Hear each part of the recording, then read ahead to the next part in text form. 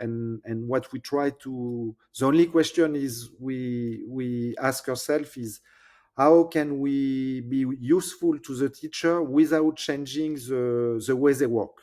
And this is very important. A lot of edtech, they do this error.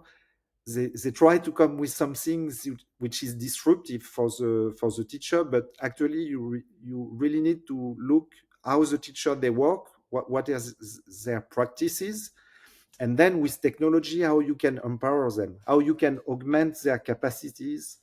And for example, it's what we do with a new offer which is called Origamia, which is based on AI with Gen AI, adaptive AI, and also this ability to scan paper and then play on the digital screen. Maybe you have static content and you turn it live on your screen with the scan features.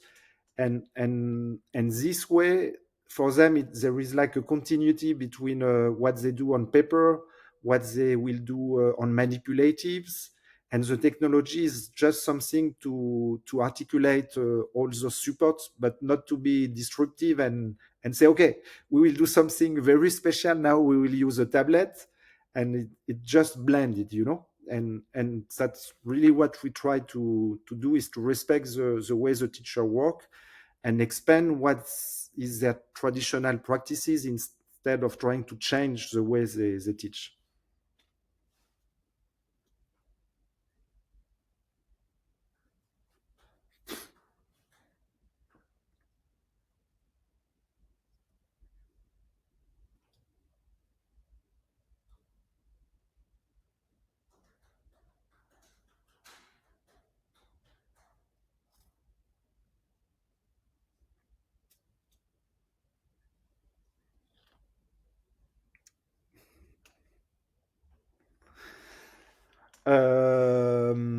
Actually, I like a lot to learn new things, and it's really a driving things for me. I try to learn a lot by reading first. I like to read like philosophical essay or biographies from great people, to be inspired. And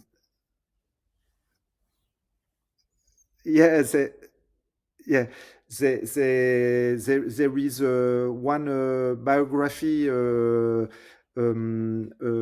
about Schubert, which is I don't remember the name, but to be able to go in the life inside the head, and also from this perspective, autobiographies, they are very interesting to see the people that you might admire or might know also personally, when you read how they went through life and how they made their decision. I think it's a very very strong. It can have a very strong impact. For example, one of our founder, Max Marcadet, he is a little bit older, and it was time for him to write his biography.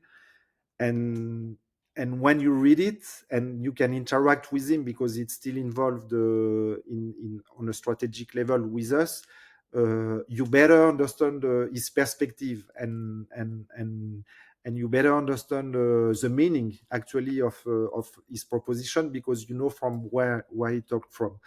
And biographies is also a great way to learn about history, and yeah. And but to go back to your question about learning, I like to read, but of course it takes time. And one of the best way for me to learn is also by doing. And for example, I don't know, I want to learn a new language. I want to learn Portuguese, and bam, I will go 3 weeks in Lisboa, try to do business meeting with users, and that's the way you, by setting specific goals that correspond to actual needs for you, to make the motivation concrete, and not try to learn just for the sake of learning, but how you can directly apply those new skills to actually do better what you are trying to do.